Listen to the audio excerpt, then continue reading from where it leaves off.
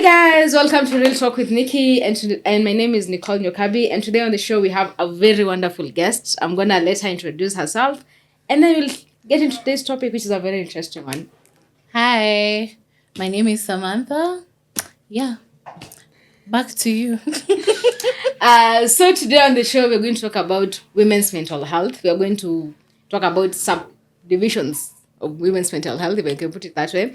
We're going to be discussing the depression that comes with pregnancy, the prenatal, antenatal, postpartum depression, and miscarriages, and how that affects our mental health. Yeah. Although That's a very sensitive one. Cannot fit in one episode. It cannot fit in one episode, so we will do as many episodes as we can. Yeah, I think this is like a topic we can talk about endlessly. Both me and you have gone through these things, and also now being parents. Yeah, so limitless. Yeah, it's limitless. And like she said, both of us have gone through it. I'm a mom. I've also gone through miscarriage and pregnancy loss, which is something I don't like talking about. It's a very sensitive topic. I don't know if I'm the one who feels that way. Like every time I talk about a pregnancy loss or a miscarriage, it triggers me in a way. I'm like, I need tissues. And it triggers me mad because a lot of people have the mentality for, oh, well, you can just get pregnant again if you got pregnant once. Yeah. It's not the same. It will never be the same. And that will always be your kid. Yeah. Either way. Ama? Yeah. Ama, you know, the people are like, oh, but it's a ball. It's not that part of an issue. People lose pregnancies all the time, but it's a little different for me. No, and it's different also, especially for these guys who claim to be pro-life.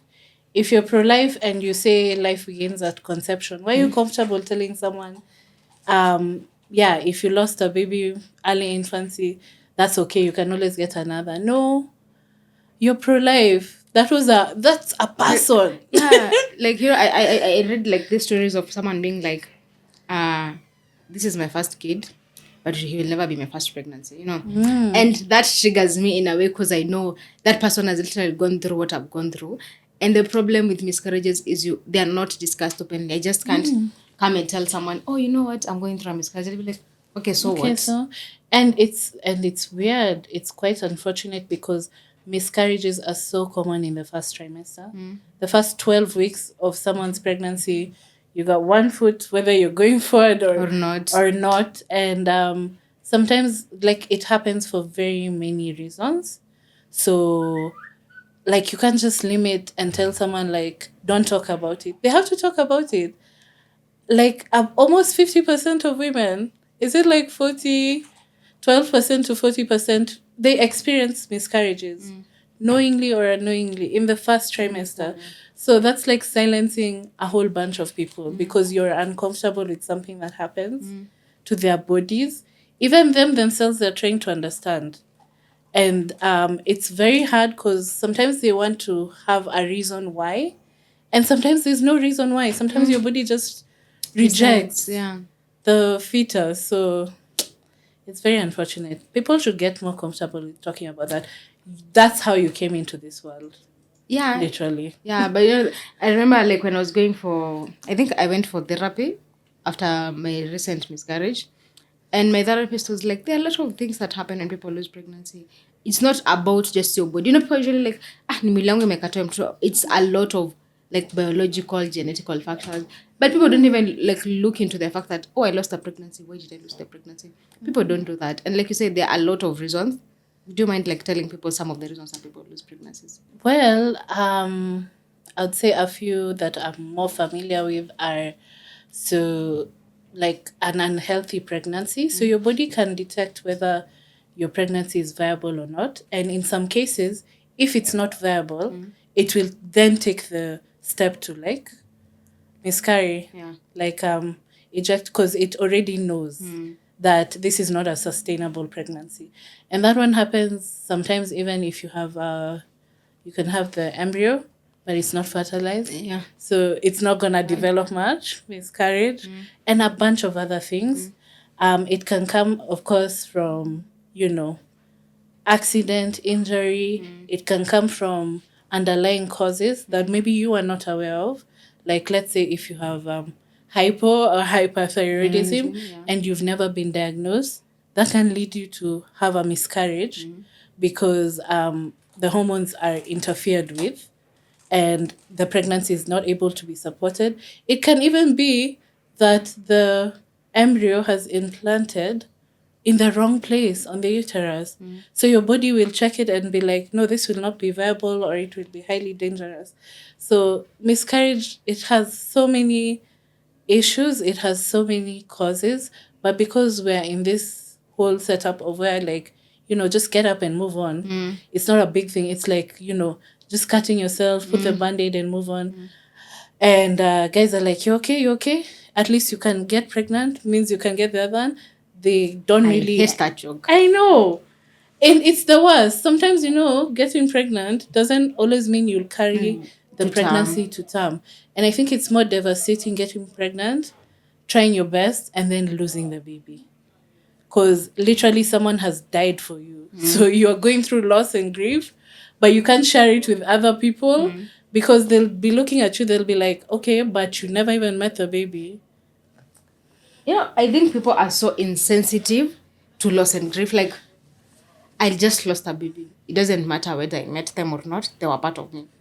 People are so insensitive to that. Like, also, it's really rare to find men who support women when they are going through miscarriages.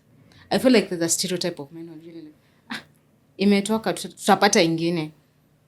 What is your opinion on men who behave like that? No, I definitely feel like that's a huge portion. Because again, there's that thing for at least you can get pregnant. So the next time we'll try this.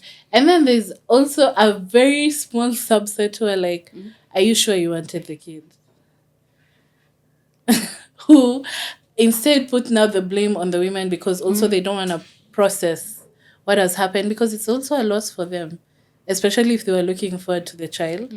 So you'd find because those biological processes are not there for the men, like the carrying of the baby and everything, maybe they've not bonded as much with the baby. So for them, they'll be seeing it like, having a flu or breaking the leg or whatnot.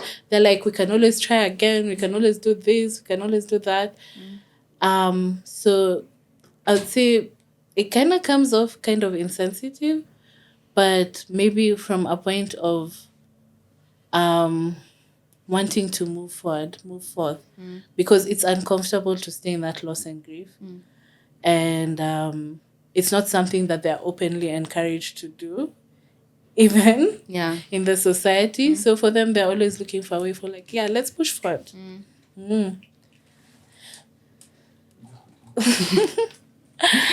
Okay, that's a really sensitive one. Like, I just feel a little bit sad and triggered. Like, I don't think, I know it's a topic that I'm supposed to discuss about and talk about, but I don't think I'll ever be comfortable enough to stand somewhere because I know the stigma that comes with miscarriages. It's a really bad stigma. Like, you tell people, oh, I just lost a baby, they're like, okay. Kuona mtoto. At least now you know you're fertile. Yeah, or what were you doing? Or, we saw you going for a hike or doing bicycle or, Does physical activity really affect miscarriage? Not really, unless it's like very strenuous. Like, I'm not gonna tell you go bungee jumping when you found out you're pregnant. Definitely. You're not giving people abortion ideas. But there are women who are bodybuilders and who do all these other activities even throughout their pregnancy and have a healthy, successful pregnancy. So the misconception that you did something to the baby is a misconception. Because literally, if that child is gonna go, they're gonna go. Even there are some medications to try and help you keep the pregnancy, but they may not work. If your body has rejected it, started the process of a miscarriage, it's gonna be very hard for you to keep that baby. Yeah. Okay. I think I've mentioned abortion, so we can talk about it. I'm not gonna ask you if you're pro-abortion. Oh, if you're yeah, not I'm okay. comfortable I'm discussing okay. about I'm it. okay discussing about that. So for me, I'd say first and foremost, I'm pro-choice. But within pro-choice, I'm pro-life. But I also But my main point is to support whatever choice a woman has or wants to do with their body. Because at the end of the day, as much as we love the dads, I love the dad. Um, he's involved, but at the end of the day, it's kind of like happening in my body. The changes are happening to me. I am the one who could die. People take pregnancy like it's going to the supermarket, but let me tell you, I've never been sicker physically, mentally, and it's always you're always feeling like you have one foot in the grave, and then one foot here, and then people are expecting you to function as normal, but literally everything is happening, changing from your brain to your body to like literally everything, how you are alive. Yeah. And that's why there are so many women who still die in childbirth today and reasons are not known. And there are so many women who have a healthy pregnancy, they reach time for delivery, their kidneys fail, and it's not known. Because literally, miracle of childbirth, miracle the mom survives. Yeah. So I would say like this, that being then a huge decision, it should then be a choice that's placed in the hands of the person Who's who carrying has their baby. yes. So for me, I'd say that I'm more of a children by choice, not chance kind of person. So yeah, for me, I've been there. I understand both sides of the coin. I understand. In fact, having kids, I even understand why someone would terminate even more. Being a mom. Yeah. And I also now understand why someone would keep. And I would say like both sides of the coin, they have heavy implications. People usually think like also going for an abortion is like, Something wrong. something light or, just escaping consequences. You don't. It is something you live with and you think about, even if it's in your subconscious. And I have seen also the fallout of that. It is also something that probably someone doesn't do lightly. I'd say some of the women I have seen go through terminations. They really wanted to keep their baby. But one or two or three things didn't work out, either in terms of their partners, finances, mental health, all those. They didn't work out. So they ended up having a termination. And I can tell you right now, like some of them even have anniversaries for their kids and they're not okay with it. Like they made the decision, they knew that they were not going to be okay with it, but they're like, I'm going to make this decision because if I have this baby, I'm gonna like push us below the poverty line. And by the way, poverty brings trauma. There's poverty trauma. So she's like, I have this baby, I'm kicked out on the street. I've just begun reading. There's no way for me to make money. People are like, oh yeah, 1 cup of uji, sijui nini. No, she was like, I'll not do that to my baby because I also grew up with poverty trauma. I know what it does. So unfortunately, I have to terminate. The pregnancy. Yeah, and the other partner is already. There's another one who, I have this baby. I am in a domestic violence kind of situation, and already they've almost killed me. Like they've dislocated this, they've broke this, they've what? I'm not able to live. And already they were abusing their previous kid. So for her, the termination was like, and she really wanted to have the kid, but she was like, I bring this kid here, I'm not able to protect them. So that's why I'm like, pro-choice is kind of nuanced. A lot of people look at it like people are trying to run away from their responsibilities. Trust me, that's probably the most sensational that can push the news. A lot of people terminate because, yeah, shit's real out here. Yeah.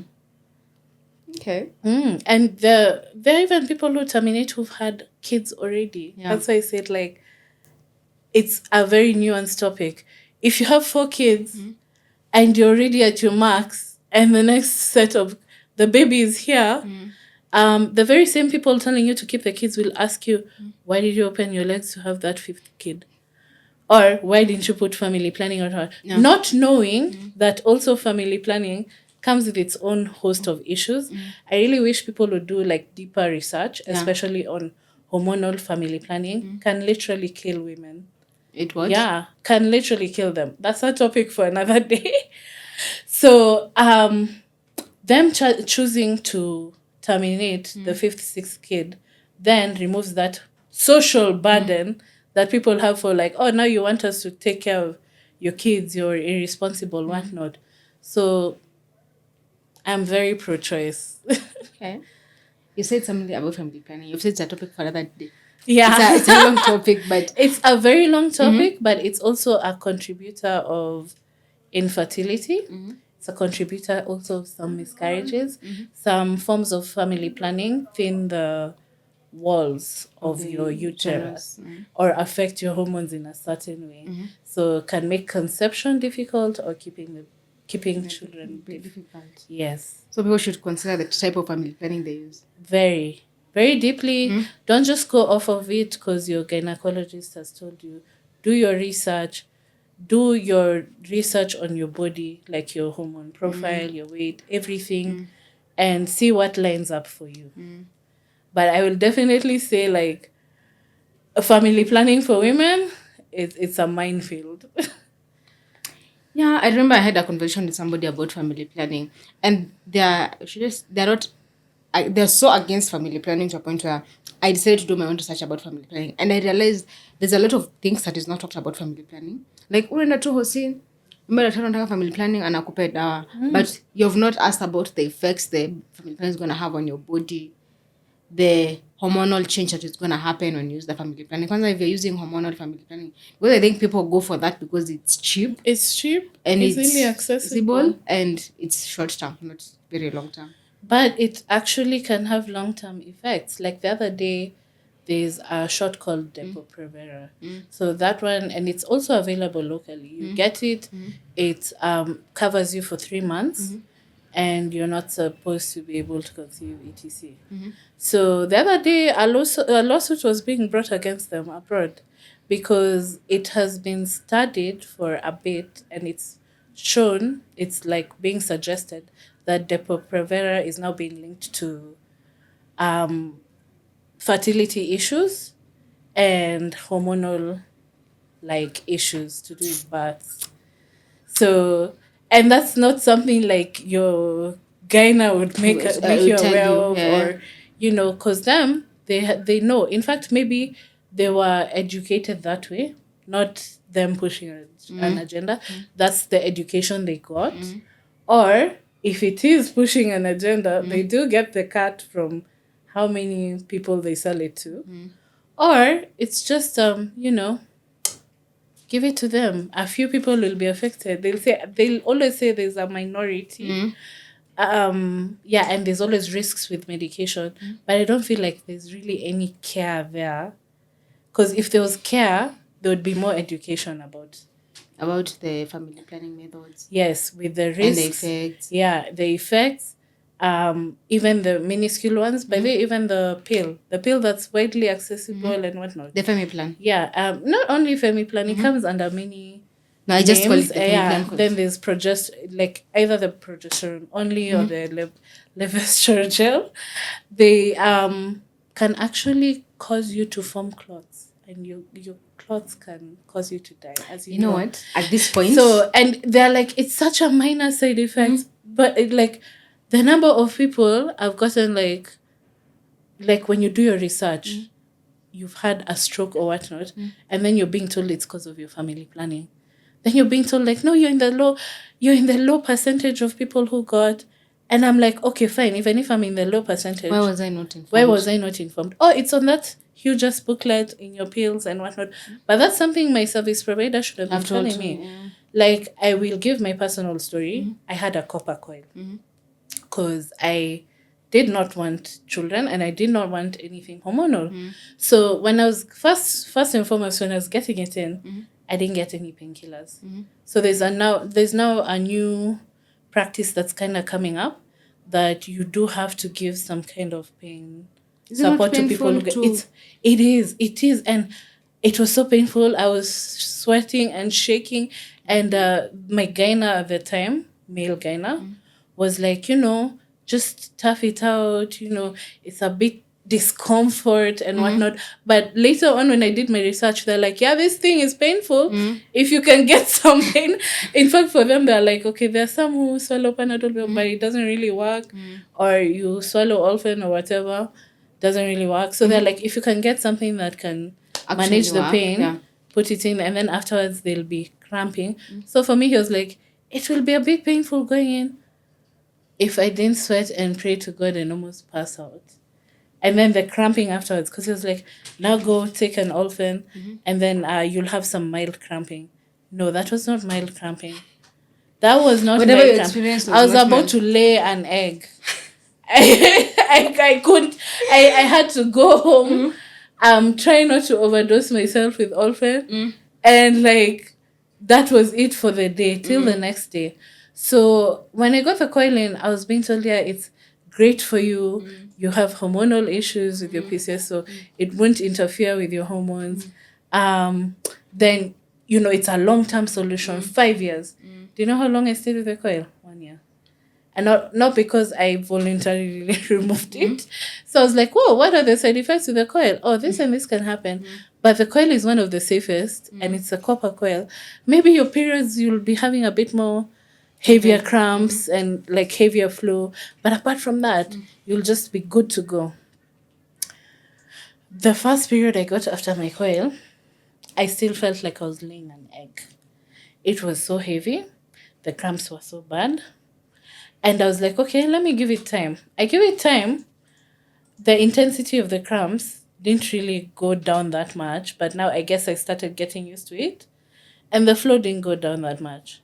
But about 6 months into having my coil, and by the way, when you have a coil, you're supposed to check if it's moved. That's something also my service provider didn't tell me.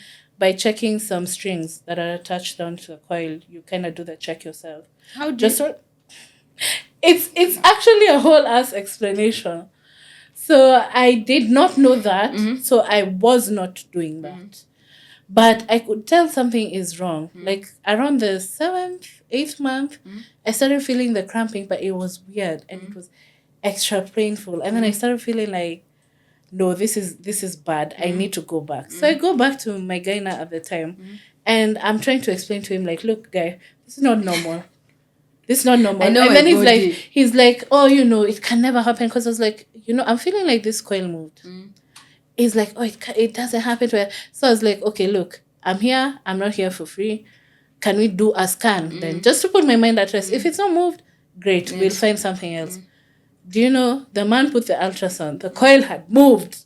The coil had moved. I hope it was the comfortable ultrasound, because there's another one that I really hate. Yeah, it was that one, because they have to. So the coil has moved. Then he's just like, oh, you know, that happens sometimes to some women. It even is expelled from their body. I'm like, you didn't tell me this. Then he's like, but you know, if you put it in again, because I've had patients who have had the coil expelled, and then he's put it in again, and he's like, they've more or less stuck. Then I'm like, this guy is probably smoking something. Because if he thinks after that pain, because if you think it was painful, the coil being in there. So now he's telling you he has to remove it and then put in a new one. Yeah, he's like, we can put in another. I was like, no, just remove that one. Let me think about it. I never went back. I was like, this dude is gonna kill me. And then I sat down and did some intensive research about birth control, and I was like, okay, let me try these other methods. But it just got worse from there.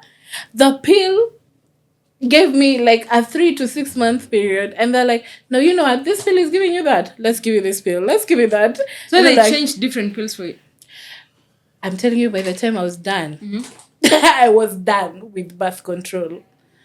So, and it had other effects on me. There are some pills which made me rapidly gain weight. And I mean like 5 to 10 kgs within a month or two. There are others which made me always fatigued, down, whatnot. There are others which were making my PCOS worse, because I was also given a pill as a quick fix option for polycystic ovarian syndrome. And I was being told like, you don't do this, you're never going to have kids, because also of that, you've already lost other kids. Why not? Like all that scare, not being given clear information. So eventually I just like, I think it was last year or the year before, I just said like, this is madness. And I gathered up all the various pills, whatnot. I was about to go for the rod, now the one that they insert under the arm, and I was like, no. I threw them away. Then I started now searching gynas who are more oriented towards PCOS and whatnot, and more experienced and whatnot, and like feeling them out during this like consultations. And I finally landed like at a gyna who was like, this new research for PCOS. And then I'm like, oh my gosh, I've found someone who is not Who just actually telling me, understands what you're saying. yeah, that the first line treatment for PCOS should be birth control. So, and is more into supplementation and lifestyle, plus an endocrinologist. So, very important if you're having any fertility, anything birth related, you need a gyna and an endocrinologist. Those are two very important. Yeah. So together with them, they were like, first thing we're gonna do is regularize your periods. We'll work on the other. In fact, they're like, first thing we're gonna do is establish if you actually have PCOS and regularize your periods.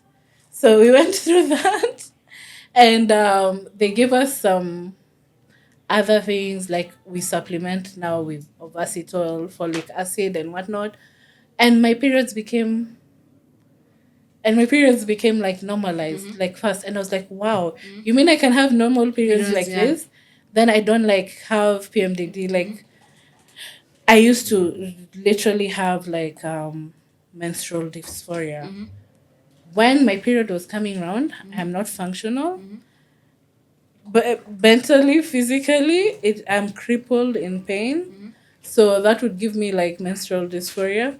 But once I started now with this gyna and supplementing, taking the folic acid regularly, the ovacitol, there were some others that I tried, but they were not a good fit for me. And now trying to also look at the diet and whatnot, I felt a shift in terms of my period. I felt a shift in terms of like just general gynecological health and even just overall physical health. I didn't know that I was being also affected by the birth control and the PCOS to the level where I was tired. Like by the time 12 would reach, I would want to sleep. Turns out it was an issue with that. So I just went along for the ride, and I was like, you know what, I'm going to enjoy like a year being happy and healthy, gynecological, before I think of birth control again, and then like continue pursuing the treatment of the PCOS with the endocrinologist. However, when I decided I'm more serious about continuing this journey this year in March, I was then visited by prayer warriors who apparently were praying for another child, unbeknownst to me. And yeah, here we are. Congratulations on the pregnancy. But that's a really interesting story. Like at this point, like from your story, what I've learned is the best family planning method is just to abstain. 'Cause Yes. going through all that and having, with Kayla point here, you only have one choice left. Like what was it called? The rod. The rod that they want to put underneath your underneath skin. your skin. That's a really tough journey and difficult one. And I know the people out there who are like going through it with like getting good family planning methods. Yeah. What would you advise them? Oh my gosh. Get a gynecologist and an endocrinologist. They need to work together with you because everybody's body is different. There, for some people, these things work and they work okay. Educate yourself about what's going in your body. Don't just hear like non-hormonal and you're ready to jump on it, or you hear like, hormonal, but it will give you this and this and you're ready to jump. Think short-term effects, long-term effects, together with how your body functions, and that's why